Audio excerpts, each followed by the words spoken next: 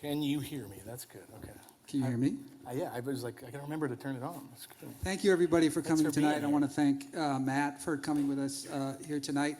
And I guess the first thing we wanted to say is, as most of you know, there's a Screen Actors Guild strike right now, which means that Matt is on strike and that he can't act.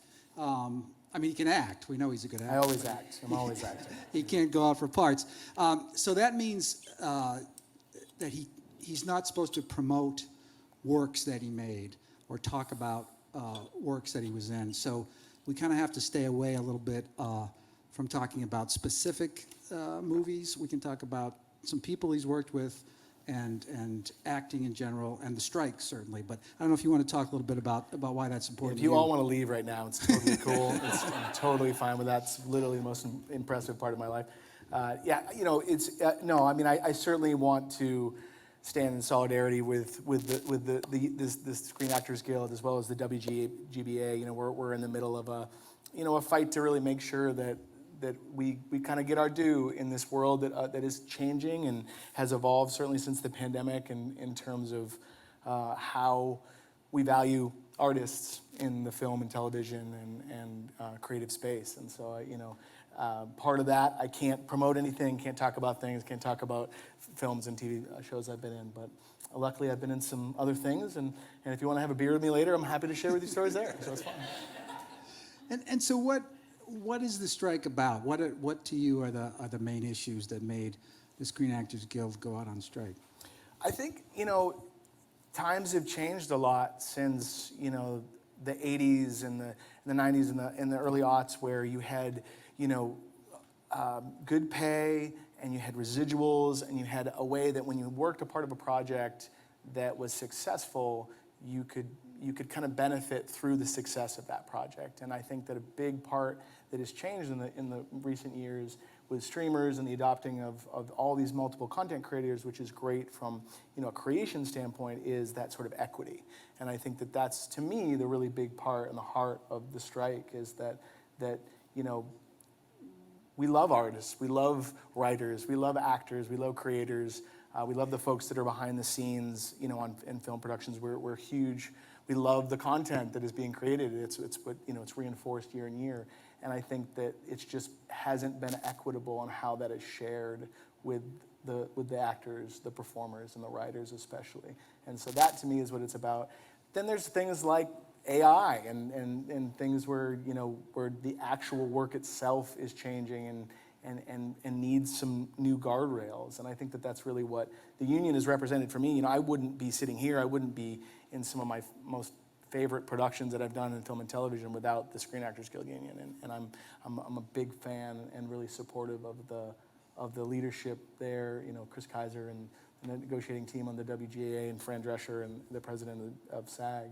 And so it's I'm really rooting for him, and I think we all should be. If we love whatever show you love, you know, required a writer, required a creator, required amazing actors and talent, and obviously the people behind the scenes. And so, you know, we should value them. And when you talk about equity, what is the specifics behind the pay issue? I know there's been a lot of talk about residuals, and that actors used to be able to count on residuals even if they were in, say, one episode of a show, and now because of streaming, those residuals either are non-existent or much less. Totally. Because the streaming companies for years made the argument that we haven't been able to monetize this yet. We don't really know how to make money with this new invention of streaming, and now they have, and yet it seems like the contracts for residuals hasn't changed. So is your understanding? That's been in my experience and my understanding exactly, is that, you know, it used to be you could, you know, because as an actor there are dry spells that is common, and so you really rely on that ability to do your best work really hard, you know, get paid fairly for what you do on the day and on the days you get to work. But those residuals are really a lifeblood of that ability to string, you know, your jobs together and benefit and succeed off of successful projects. And so, you know, with the adoption of some of the new agreements and the streamers, they've been able to really kind of erode that in many ways. And I think that that's really what the unions are asking for, and I think they're being honestly fair and thoughtful about it. And they're saying, hey, look, there's a bunch of new consumers out there. There's a bunch of different ways people are making money, and all these different companies that are providing this content and creating it.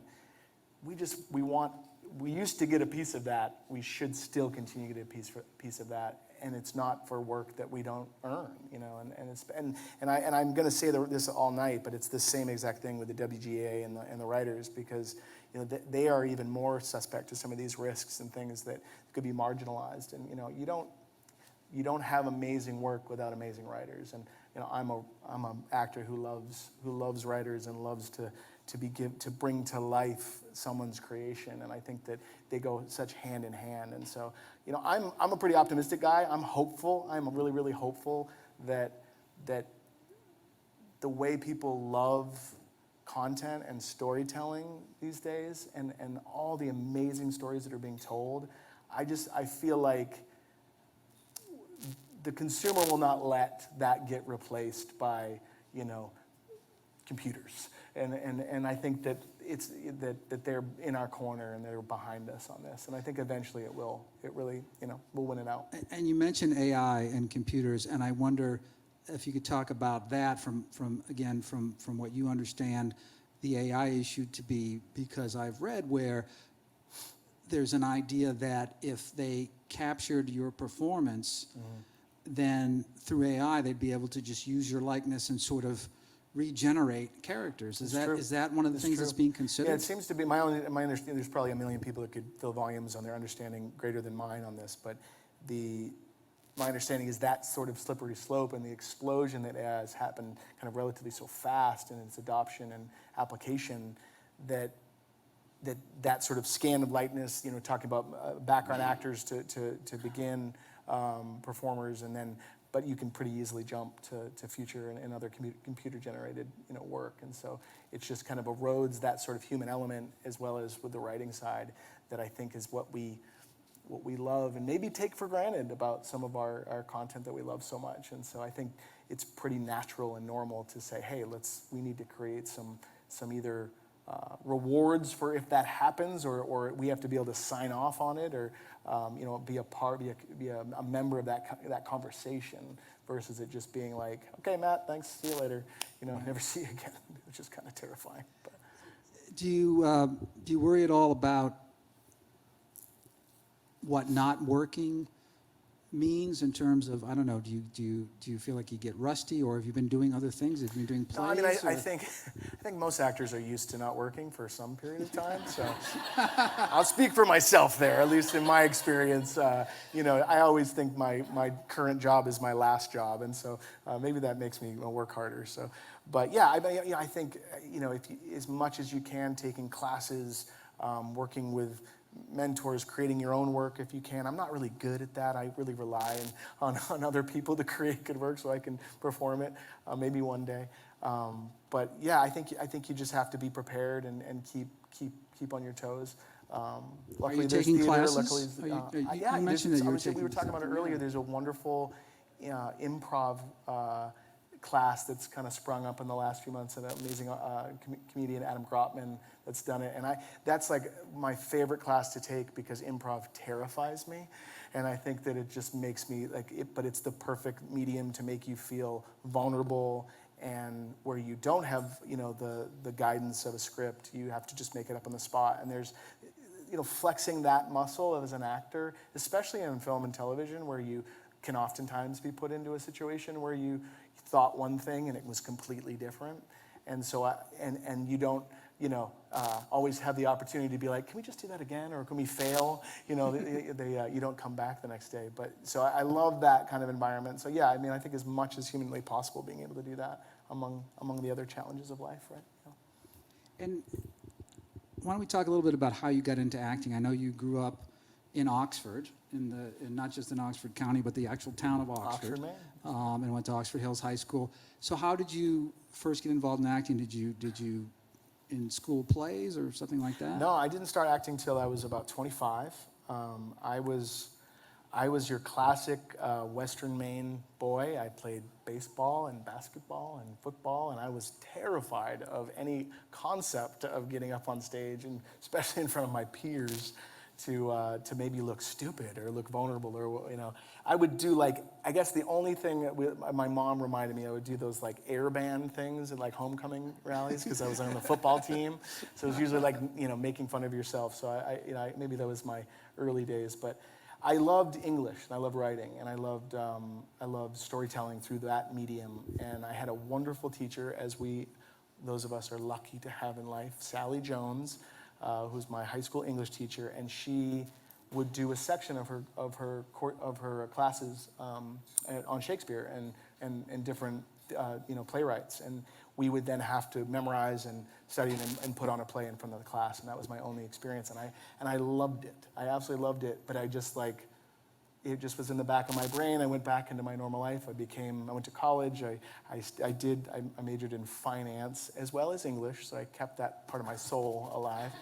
And but never ever dreamed, there wasn't really a lot of access for me to do that work. And I actually graduated college. I played semi-pro football, kind of hearkening back to those kind of glory days or nostalgia that you do.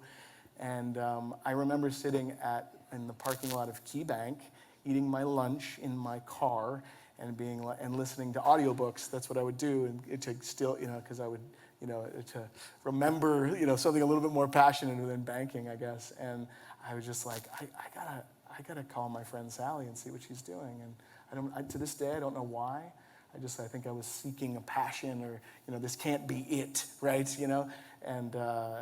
And that night I called her and she invited me. She was like, wow, we're having auditions for The Music Man tomorrow night. You should come. And I was like, I don't know how to sing or anything. She's like, I don't care. You're a man. Let's come. There's no one's showing up. No guys have auditioned. I was like, okay, well, I can cross that out. And I walked into the Guy E. Rowe Elementary School, and they had me sing Happy Birthday. They're like, okay, yeah, you're good. And, I got a guy in the ensemble role and a couple of lines that I still think about today, and I absolutely fell in love with it. I could not wait to go back to rehearsal. I couldn't wait to be a part of the production. I thought every actor I worked with was the greatest actor I'd ever met, and I was able to really, I thought of every director like a teacher, because I didn't go to school for it. I would have loved to. I'd love to. I'm not one of those actors that's like, oh, you don't have to go to school for it. I would have loved to have gone to, 4 years of nothing but acting games and stuff. But, I had to use every one of those opportunities as my chance to learn and grow, for better or for worse. Where was this production of The Music It Man? was at the Oxford Hills Music and Performing Arts Association, OOMPA, in South Paris, Norway, Maine. That performance was in South Paris, but most of their performances were in the Norway Grange Hall. We would rehearse and produce and do the shows there. And I am one of those people. I love community theater. I love it. I think it's one of the best formats of theater in the sense of passion and enthusiasm. I mean, you have literally your dentist and your gym teacher, performing these roles that we have no business doing, but everybody is passionate, and I swear I've been in some of my most rewarding, experiences in those, and those were my early teachers, those directors and people, because I think if you're going to spend your nights away from your family, 6 nights a week sometimes, depending on the theater, like crazy people, you got to love it. And that's a really fun environment to spark a passion. So as much as wish I could go back in time and start acting earlier, I feel actually really lucky that I got the chance to do that. So did you know right away when you started rehearsals for The Music Man that you were going to keep doing that? No, God, no. I thought that would never get hired again. I was like, no. I think it's a very classic story for a lot of people that fall in love with theater, is that you get the bug and you keep showing up at auditions, and I think that's the kind of the lesson there is you just got to show up at the audition. Luckily, I would be sometimes the only person that showed up, and so I got to really learn in a way that probably if it was in a bigger town or a bigger area, I probably wouldn't have got the role. But my heart was in the right place, and I cared, and I took that aspect of my athletics. I loved being a part of a team. I really, really loved that part of it. And that's essentially what a play is, and what a film set is.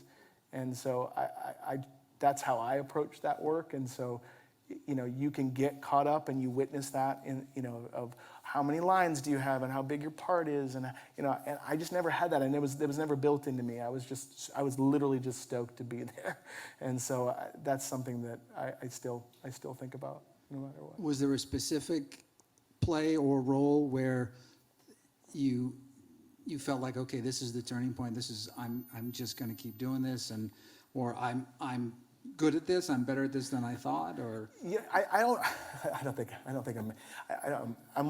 ever good. Yeah, I think that's probably I would never say that. But I felt like there was a connect. I always loved the connection of the audience, and I felt like I could feel that, and I really always wanted that. Again, I was addicted to that. But there was a play with Community Little Theater in Lewiston, A Few Good Men. And I was like, whoa, they made a movie about this. And they were like, no, Matt, that was the play first. It was a play. And I was like, right, sorry. And it was like, you know, Aaron Sorkin's amazing play, amazing role. And the people that made that production were insanely committed to it. And we all, you know, I played Lieutenant Corporal Dawson, and I had to, like, most of the play, I'm just sitting in jail, you know, and I had to be present and real and not pulling focus. And so there was some really amazing other actors in that production, and everyone was really committed to it. And I got that first feeling of like, whoa, this can be something. And I felt like that before at times, but I was still just kind of learning and, you know, figuring it out. But I felt like, wow, that we can really tell a story here with this medium. And then the Public Theater in Lewiston, Chris Shario and Janet Mitchko, they had seen me in some productions locally, and they're an equity theater, and when they do bigger productions, they are allowed to have non-equity contracts, and so that can be sometimes valuable. And so they had asked me to do a role in my first professional play, Last Mass at St. Casimir by Tom Dudzik, and that really was the moment for me where I was surrounded by professional actors. We worked a professional actor's schedule. I was still working in banking at the time, so I had to take vacation days to do that. That was interesting, and lie, basically. Sorry, bosses of old. But it was that sort of commitment to the craft, and that you could actually do this more than, you know, as just a kind of a side or a side passion. That was the first real window for me.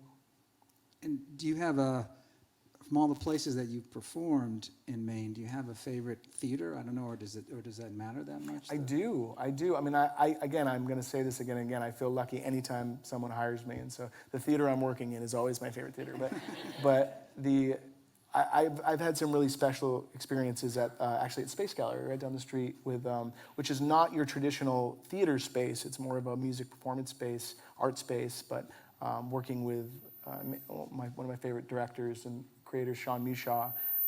We produced a couple plays there, True West and Constellations, and they were just really wonderful, incredibly rewarding, growing experiences for me. And so I will always say yes to those types of opportunities at any time they come up. So.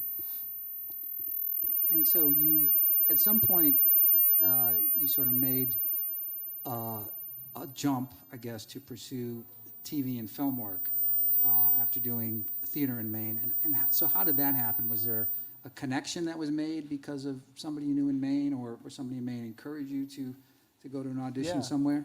Yeah, I had no delusions of anything beyond theater.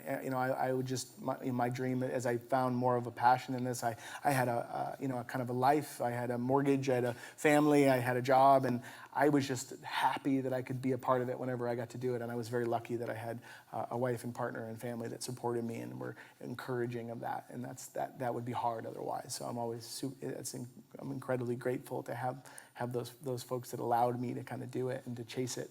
But I had a friend, a dear friend, Brian Chamberlain, who's another wonderful actor in town at the time, and he had been going down for some commercial work and down to Boston, down to Massachusetts to audition for some bigger things. And they've always had a film presence there because they have film tax incentives in Massachusetts, and they were just getting some of like the Mark Wahlberg and the David O. Russell films, and so it was like some bigger productions were starting to go there, and so we would just get in the car with a handful of actors at various times, and we'd drive down to Boston casting, and we would sit in a very sweaty, unair conditioned hallway and go into a terribly lit room. Sorry, Boston casting, it was the worst light in the world. And you were still sweaty, and you would audition, and you would take a shot at these studio television shows or mainly films, and they were small roles, day player roles, and week player roles. But we would go and we'd sit for 10 minutes and drive 2 hours back, and it was just it. But it felt like this gateway into this world that at the time we only had access through independent filmmaking, and we're lucky in Maine. There's really there's wonderful independent filmmakers. So I've been able to kind of experience Corey Norman, who runs the film program over at SMCC. I got to work with him early on of just like what it felt like to be on a film set and the kind of demystification of that process. And then I would go down and I would be an extra on films that I really liked the director of. And so I would be an extra on like Joe, in David O. Russell films and Christian Bale films. And it was not so much for that background work, which I really grew to appreciate, but it was just because I wanted to see, like kind of pull the veil down a little bit and be like, what happens? How do they prepare? It was like a front row seat. And so I just kept going down. How many of those extra or background jobs I did three. I did three, and I wanted to do more speaking roles, but I really value, and I think any actor, honestly, in film and TV should do that, because you appreciate your background actor a heck of a lot more, and how talented that they are, and what an incredible piece of the production they are and can be. But it's just a wonderful way to see it, and to see directors up close and actors up close, and it really, for me, helped that unknown factor that I think happens so often, because a lot of times you don't experience it as an actor until you get the job.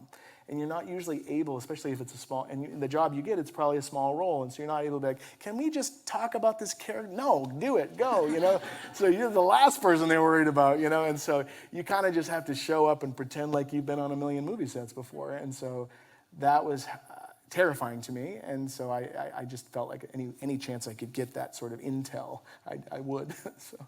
So you mean if you went to spend a day in a speaking role on a movie or a TV show, a lot of times, because you're not the star or one of the major supporting people, they're just saying, go. You're a little bit more replaceable, they don't need that one line in the movie, so I think there's always a little element of self-preservation there. And then one of the roles was Maine, Sean Mishaw and Desi Van Til, they wrote a beautiful film that was set in Farmington, and that I was able to get a small role in that, and then I was able to get a multi-episode role on an a national studio television show. So that kind of creates some momentum a little bit, where you're able to get an agent and able to get representation and keep getting at-bats, really. And has all your TV and film work been in Boston? It's been out of Massachusetts, mostly in New York, and then some in Chicago, and there's some, pretty much New England and Chicago. And you mentioned that Boston has become a real filming center, partially because of, or mainly because, Massachusetts offers really high financial incentives to film and TV companies. And I know that you've been very involved in trying to get more film and TV work done here in Maine, and that you've recently been named to the Maine Film Commission, and you've worked. I think you worked with Picture Maine too, right? I know them really well and help them any chance I can. But I was honored to be appointed under the Maine Film Commission, which is an advisory board to work with the Maine Film Office to try to really evaluate our current incentive program in Maine and really try to make it better. And that's really what we're committed to doing. So what is the main thing that needs to be done, I guess? And if it's incentives, I mean, specifically, how do we convince, I guess, our government and also people that it's important and why it's important? Well, what's funny is I actually think that it dovetails actually really interestingly with the strike, in the sense that I think when you take something away, you start to see its value more. I mean, we all experienced that a little bit in the pandemic, and so I think that's to some degree, when those things are not present, you see how important and valuable they are and how needed they are for your cultural environment. And so in Maine, we're sitting right next to a state that's been very successful at film tax incentives, and they're not without controversy. They're not without complexities. I'm not the most there's folks way smarter than me about this subject, but what it does is it incentivizes investment, and it incentivizes films that to get a return on that investment that they're going to put into that community. And in Maine, we just haven't been competitive with the current structure. And so we're trying to make that competitive so that when people are shopping around and might not have a connection to Maine, or they might say, hey, why don't we, it's valuable for them to get some return on that investment if they come to Maine. And so that's what Massachusetts did, is they started it incrementally, and then they showed that, hey, if we can incentivize these film companies to come here, then a crew will be developed and infrastructure will be developed, and that is a tremendous economic development and economic output for those communities. I think it's one of their fastest growing industry sectors in the state. Are there opportunities for growing a film industry in Maine in a way that it could dovetail on to, since Boston's not that far away? The answer is absolutely. I think Maine has so many positive things. It's cultural heritage, it's landscape, it's diversity, it's people. There's so much talent here, and hardworking, amazing, people that wear many hats. I always say, I don't think it's that big a deal to be the CFO of Oxbow and an actor and all these other things, because that's what all my uncles and aunts and people, they did 10 different things. That was just, everybody, snowplows in the winter and, has a landscaping company on top of, their teaching job, so Yeah. it's like, it's what you do, right? And so I feel like that sort of attitude and that sort of spirit, I think, would work really incredibly, actually, with the film, and especially on the crew side of things and the below line side of things, because there's so many other aspects to the film industry and the visual arts industry that people don't see beyond the screen. And I think that's Massachusetts has shown that, other successful, Georgia's shown that, and there's ways that you can really reward that sort of investment if you do it right. And we have the luxury of learning from other people out there. And so that's what I'm really committed to. Any role I can help in that structure, in that format. And it seems like we have a receptive audience to it, and I'm really hoping we can get that critical mass.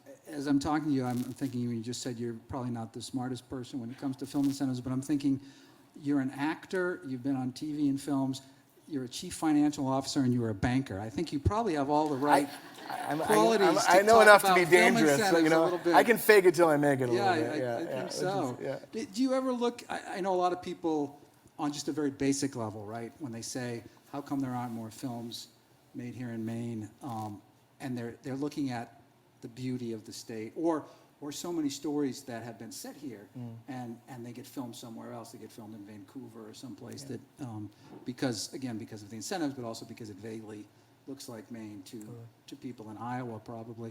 But Vancouver, Maine. But I wonder if you ever look at TV shows or movies and say, geez, I wish that one had been made in Maine. That particular story, or a story that really speaks about Maine. All the time. I think, and it's not without effort. I think there's many people that have tried and want to do this. Sean and Desi, who made their beautiful film that I highly, Tumbledown, I'll say it. I'll say the name. They tried very, very hard to make that film here, but it's different. When the business of filmmaking, which again, I think it's so important that we're having these conversations now, and that actors and performers and creators are demanding their value, because that model isn't always equitable, and it's challenging. And so when you can have all the creatives in the world that want to make a picture somewhere, but if the folks putting up the money can make a huge incentive or a huge percentage back by shooting it in Vancouver or shooting it somewhere else, there's a lot of inertia there to fight against. And so, I think we're not going to, Maine, I think, is not going to be the place to get the next Marvel or movies or the Game of Thrones type of things yet. But I think there's plenty of Maine stories, those, smaller, maybe say independent, style budgets that could absolutely be made here. And if we just made it attractive enough and competitive enough, I think it would move the needle, because there's a lot of benefits to moving to shooting here as opposed to many of these other places. You know, that was the funny thing about some of the recent projects I've gotten to work on. I swear sometimes we talked more about like what restaurant you went to or what hike you went to, you know, over the weekend and during the week, and these, because they're human beings that are coming, spending weeks and months at a time in a space, and they're really bringing a little business there. And so I've always felt like that is a huge dream of mine, to be able to, you know, get in my car and drive 45 minutes to set as opposed to 2 hours and 45 minutes to set. And I've gotten to do it a couple times, you know, with some local Maine productions, with people that basically just said, screw it, you know, we're not going to take the incentives elsewhere. We want to make this movie here for, you know, whatever circumstances allowed them to do that. And it was wonderful, and they had really wonderful, positive experiences with the people they worked with, the locations, the spirit of Maine, and so it was encouraging. And I hope we get to do it more. You were talking about driving 2.5, 2:45 to Boston. I just wondered, since you have a full-time job as Chief Financial Officer for Oxbow Brewing and a family, 2 little kids, how do you balance that? You know, going to auditions, because it's not just the jobs that you actually go on, right? It's going to auditions often. And so how do you balance that? What are your sort of typical, there's no typical, but what are weeks like, I guess, when you're working and trying to balance all that? No, it's a good question. I guess I've been lucky that it's gotten a little harder to do that, you know, as opportunities maybe grow, but you can never take anything for granted in this world. And I always feel like, you know, if I'm on 2, the reality is if I'm on 2, you know, film sets a year, you know, I'm winning. You know, it's amazing. That's an incredible opportunity. And so obviously I have dreams and hopes and aspirations in that arena. But the reality is I feel very lucky that when I'm not doing that work, I can exercise and use these other parts of my personality and my brain that, for better or for worse, I have. You know, and I was a financial professional for a long time, and I'm happy that I was able to kind of divorce myself from that commoditized land of finance and business, and get to apply whatever skill set I may have in that area to a creative and amazing company like Oxbow that makes something beautiful, has a wonderful approach to how they treat their people and treat their customers. And so and that's much of my time, you know, as much as I'm in Oxbow, at Oxbow way more than I am on a film set, you know. So but I feel like they make me better. So when I'm there, when I get to do that work, I value it in a different way, because I'm allowed, you know, because they're not saying, you know, they're supportive. You know, my teammates are at all my shows, at my plays, and they're watching, you know, the things that and they're really supportive of me, because they recognize, you know, that you know, many of us are artists. You know, we were talking earlier. It's like how many people. I was talking to a guy who was doing some plumbing in our home, and he just happened to make an hand comment about, well, you know, in my string quartet. I was like, what? You play? What? He's like, oh yeah, you know, I play violin, and I play, you know, and we just talked, right? It was like, so we're not just one version of ourselves, and I love that. And so I've always felt incredibly lucky and grateful that Tim Adams, the owner of Oxbow, and the whole crew have been so supportive of me and allow me to kind of indulge and have my cake and eat it too at times. Sure. And that doesn't mean there's not compromise and sacrifice, and I would probably do a lot more theater, you know, and that's if I could, to be honest with you. But you know, that's probably, it's hard with young kids to take that time. The good thing about film and TV is that it's, you know, if they have you on a day, they have to pay you, and so they limit the days that they have to have you for that specific reason. And so it's actually a little bit more you can schedule it. You know, there's a lot of pre-production. You know, unless something wacky happens, you kind of know when you're working and when you're not. And so, you know, I do kind of dream of the day when I can get back to, you know, committing to, you know, weeks of work on stage and in theater, because that is kind of where my heart is in a lot of ways. And I think a lot of actors say that. But I'm fascinated but acting on stage, on film, presents these whole new challenges and vulnerabilities and fears that's been really fun to explore. And how old are your kids? 6 and 3. And has there been a moment where they first recognized you in a role, or saw you on TV and said, like, stopped for a minute and said, wait, is that Yeah, is I that think it's Daddy? happened. It's happened on like commercial work. Fortunately, some of the roles that I played, probably my kids probably can't see right now. Like bars and swearing and guns and stuff. I tend to play rougher characters in my life. I don't know. It's like they're like, he's from Maine. He has a beard. Give him a gun and make him. I'm like, I can do different things. Like, no, shut up. Yeah, the latest program. A project that I got to work on this last year that's coming out this fall. It was the first time. It's hilarious. I used to call myself, my friends would refer to me as Banker Matt. And Banker Matt, I looked like Banker Matt. I had to cut all my hair and shave my beard, and my mom was very happy.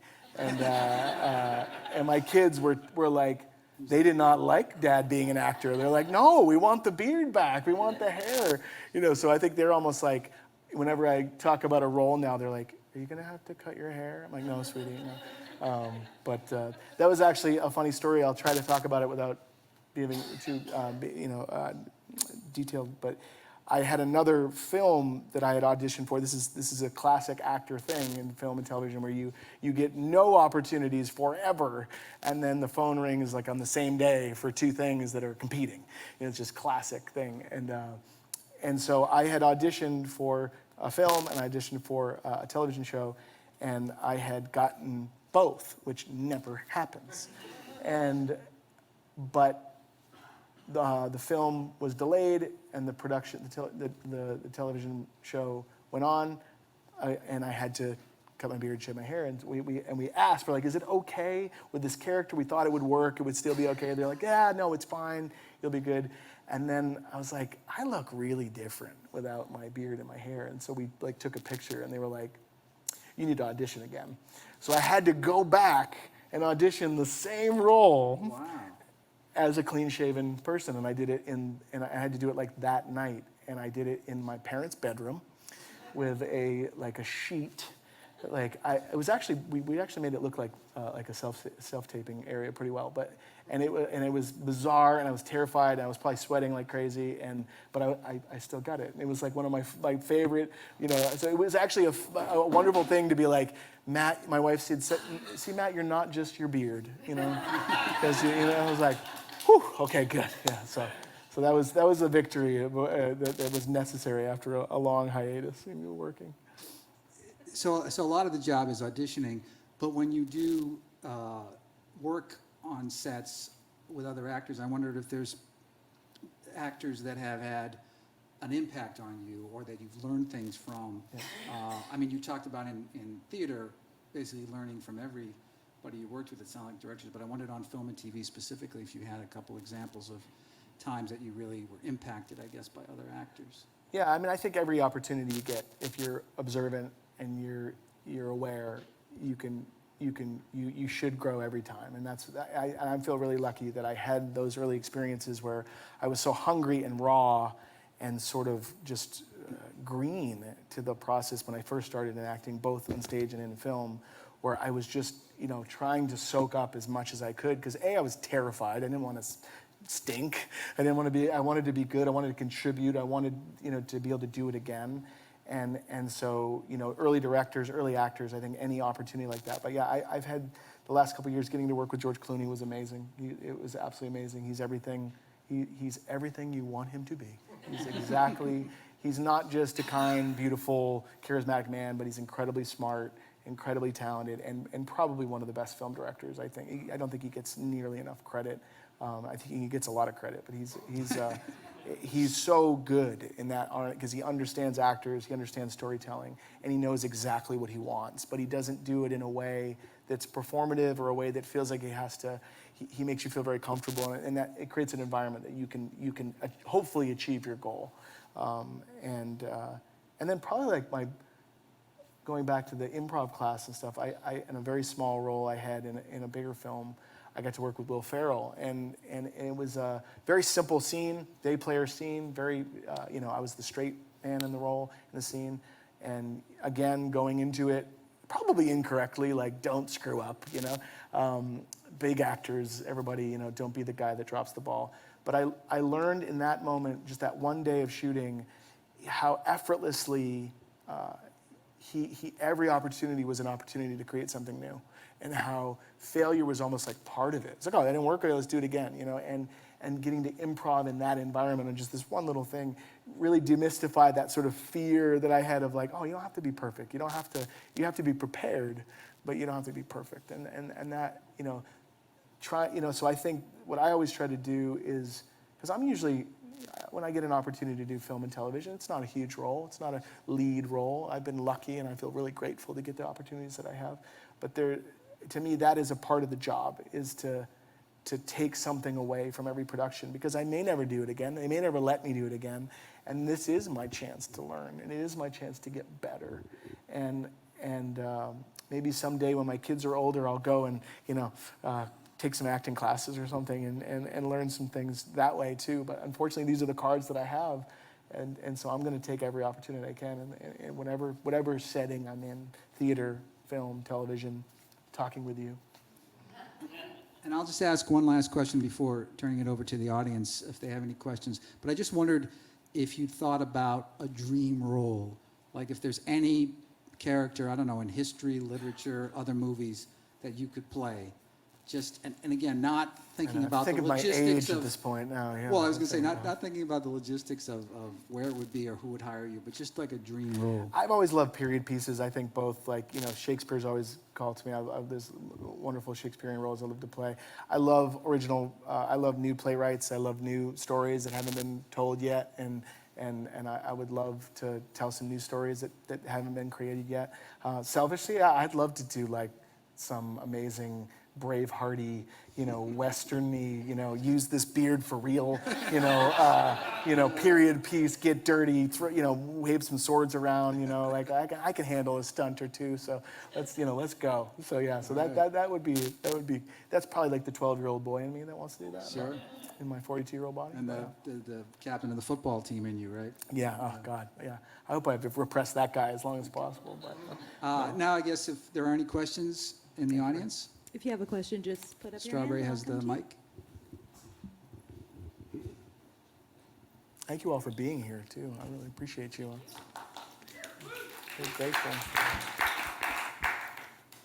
Hi, Matthew. Hi. Nice to see you up here on the stage down here in Portland, Maine.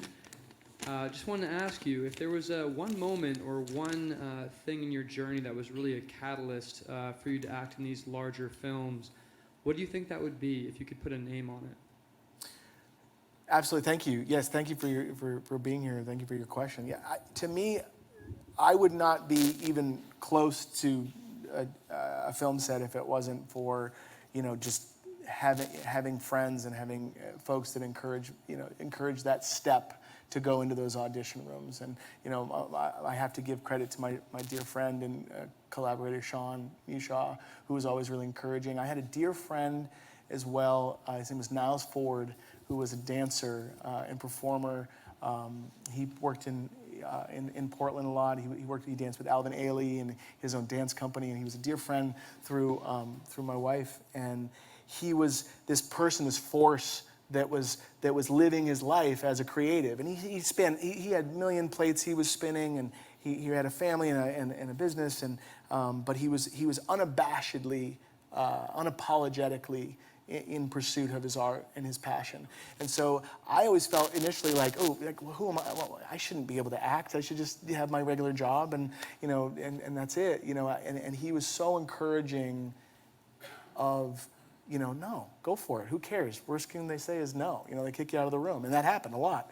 But it was that sort of that encouragement of pushing you out of the plane and not apologizing for having a dream, I guess, of wanting something. Because I didn't have any delusions that, I'm going to go to Hollywood, or, I'm going to get this one role and now my phone's going to ring. I've never had that delusion. I love Maine. I don't actually want to leave Maine.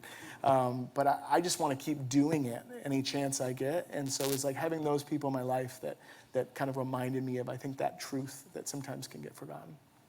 Thank you. Thank you. Thank you very much.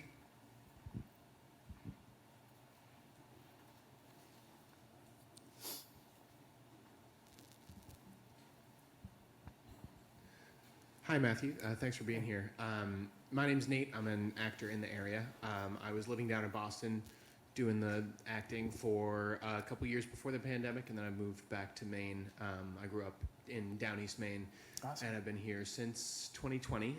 It's so interesting to hear you talk about sort of the route forwards for the Maine film industry, and I was just curious as to sort of what that looks like in action. Whether that in order to grow the industry here, is that something that you think is sort of independent artists and filmmakers putting pressure on legislators, or how, in your mind, I don't know how involved in production you are outside of the Maine Film Commission role, but whether what that looks like in action in order to build the industry here in the state. No, thank you for asking that. I think, yes, I think it's people saying that it's something that they want and would value. 100%. I think that it's been tried many times, to date, and it has been unsuccessful at times. But I think that the real value of what that would mean for the state and how that would actually serve in action is really important. I think there's a lot of demystifying that needs to happen on that. I think people think, oh, it's just money that's going to go to people that don't need it, and that just couldn't be further from the truth. And I will tie back in the strike in a way, because it highlights the industry that we're talking about and wanting to have here in Maine, is that, the actor piece of it, yes, only 13% of them make more than $26,000 a year, and they require that sort of protection for investments. But it's also the people that are working behind the scenes, and it's a huge business that comes to town when a film comes to town, and they stay and they spend their money and they do it again and again and again. And so I think it's that reframing of that the state isn't cutting some sort of imaginary check, out of the coffers that could go somewhere else. It's attracting all those dollars that can come here that are not, and that could then help mental health crisis, help education, help the lobstermen and the fishing industry, and so on and so forth. And I think that's really the critical piece, because that seems to be, by my perspective, what has benefited other successful areas, regions, in the ideal. So, as I think, we're pushing hard. So reach out to me if you want to get involved, because I'd love to. That's what we will need. We will need people to keep singing that charge. Thank you. Thanks, Nate.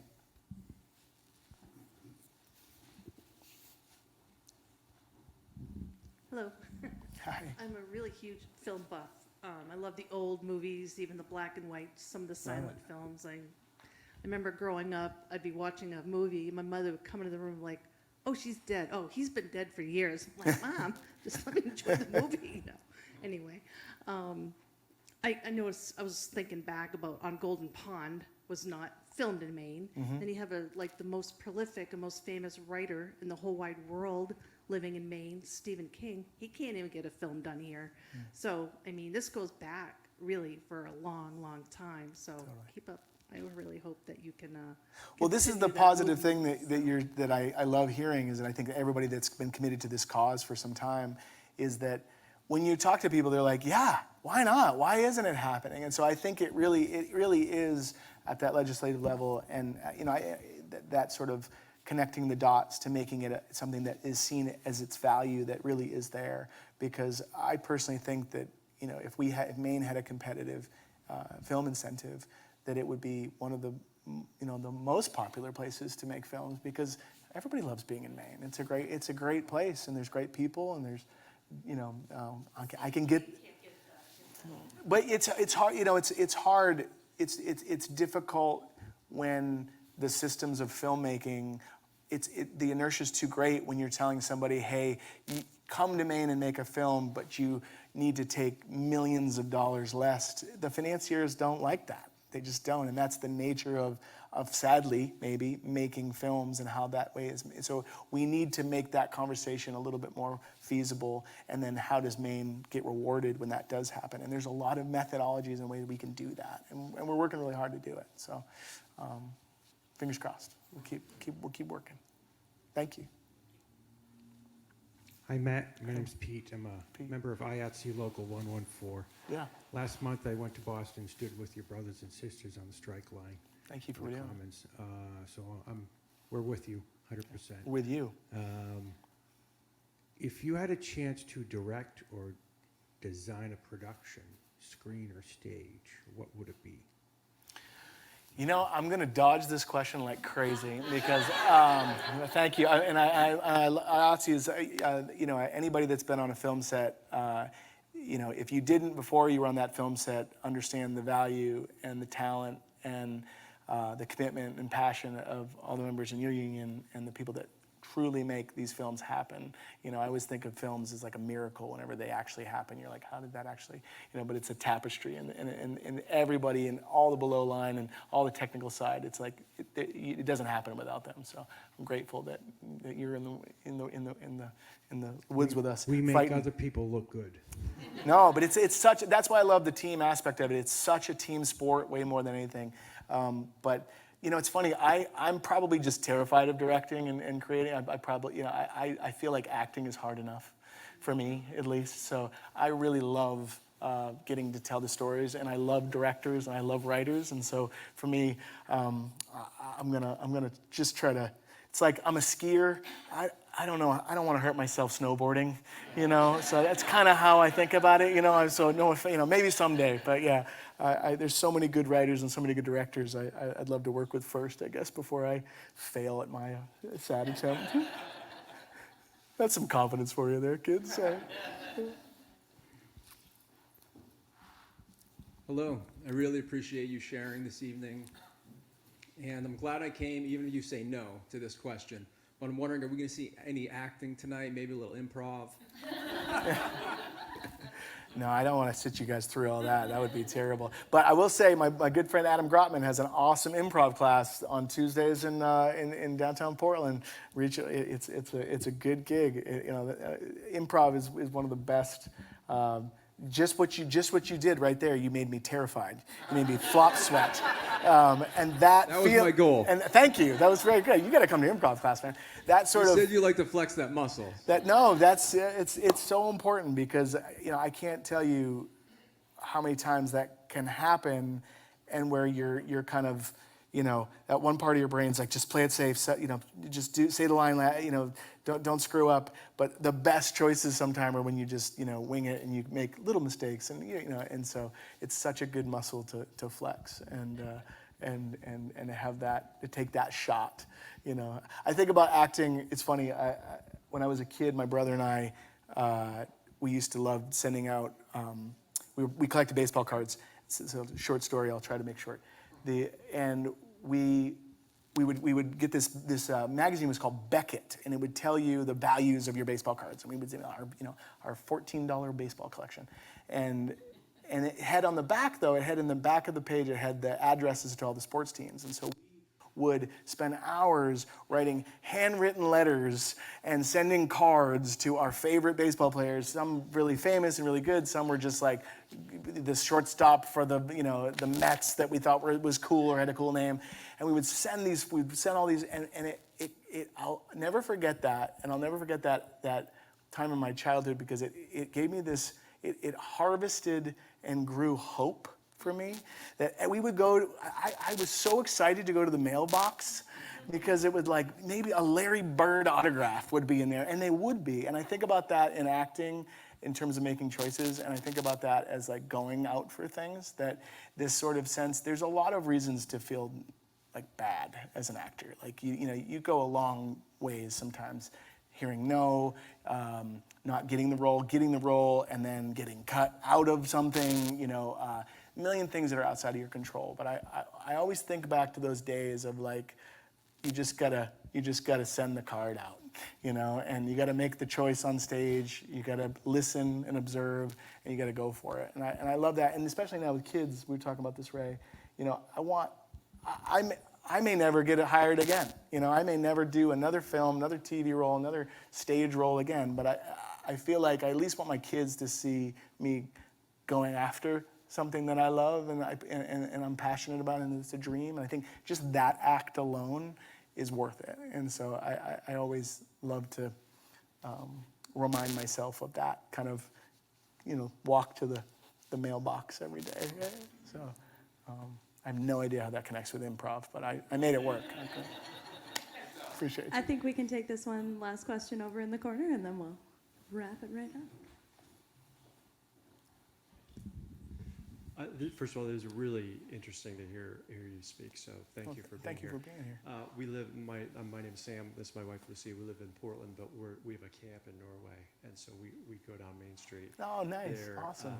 and noticed that you're doing something with the Opera House. Yeah. And we just wanted to hear more about that. Oh, thank you very much. Yeah, I'm the president of the Norway Opera House nonprofit, which is a beautiful building and a former theater space and performance space in downtown Norway, Maine. It's gone through its first phase of renovation. It has some 4 beautiful commercial spaces on the first floor, and beautiful clock tower. The roof is no longer falling in, which is great.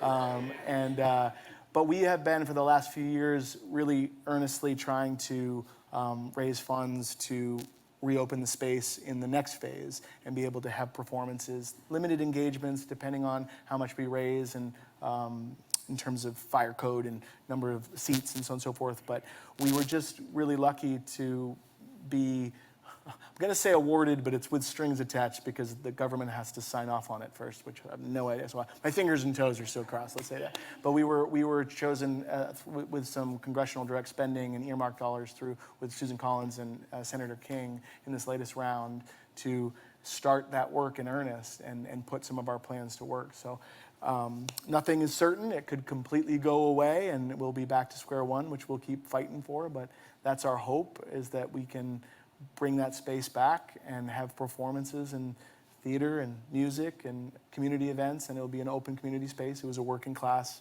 community. It was a working class theater and performance space for 100 years, and we want to bring that back. And you know, I'm selfish because I wouldn't be doing this. I wouldn't be an actor or have that part of my life at all if it wasn't for a small rural stage that, you know, gave me that opportunity to see and to perform. And so I'm really, to me, to be able to create that or be a part of a wonderful team to create that would be a dream. So we're fighting. So I appreciate it. I love Norway. Please say hi next time you're doing it. Thank you.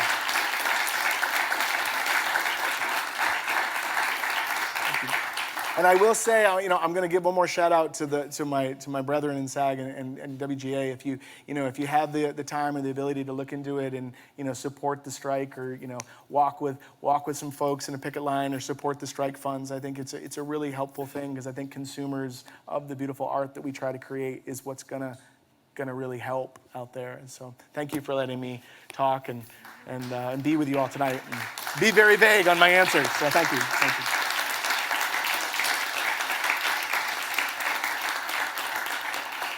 I want to thank Matt on behalf of the Press Ale for being here with us tonight, and thank all of you for coming out. We really appreciate it, and we hope you have a good evening. Thank you.